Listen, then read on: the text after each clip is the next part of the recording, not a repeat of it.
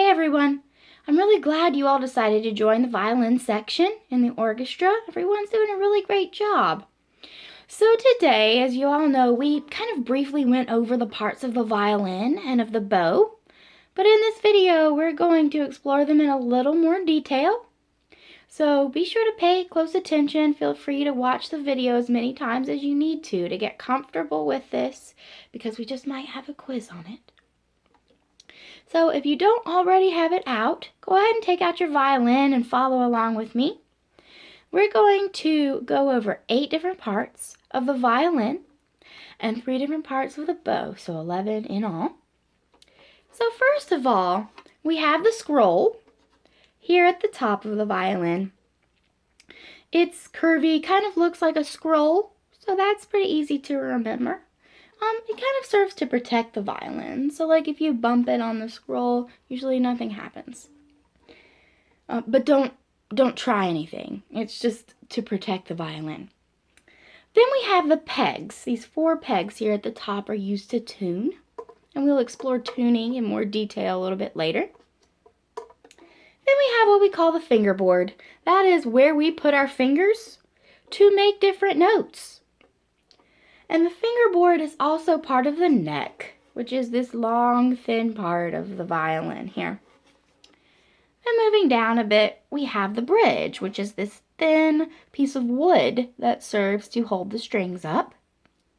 Now, if anyone's bridge ever collapses, we will know, because it makes a very loud noise. But don't worry, it can be repaired.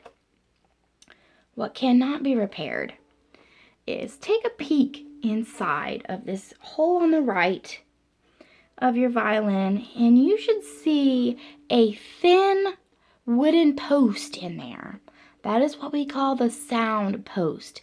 This is essential for producing sound on the violin. It is like the most important part of the instrument here. So be very careful. Never be messing on the inside of your violin, because you do not want anything to happen to that sound post there. Okay, then we have our fine tuners, which are these small little pegs at the ends of the strings. That's how we tune in more detail. And finally, we have our chin rest that we rest our chin on, so hence the name chin rest. Okay, then moving to the parts of the bow, we have bow hair, which is where we place the bow on the string, and it's what produces the sound. Now, even though it is tempting, try to not touch your bow hair, because the oil on your fingers will affect the sound. So try to not touch that. Then we have our frog. The frog is this part down here that doesn't really look like a frog, but it's the part that we put our thumb on top of to hold the bow. And it's what connects the stick part of the bow to the bow hair. So, bow hair, frog. And then we have our screw. Our screw is how we tighten or loosen the bow hair. So, to tighten the bow hair while we're playing, we turn the screw counterclockwise to the left. And we want the bow hair about the width of a pencil in the middle right here. So imagine just barely being able to fit your pencil right there. And then when you're finished, to loosen, turn the screw clockwise to the right.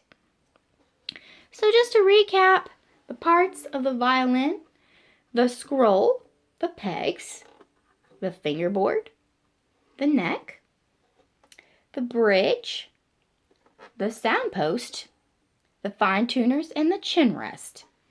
The parts of the bow hair, the frog, and the screw.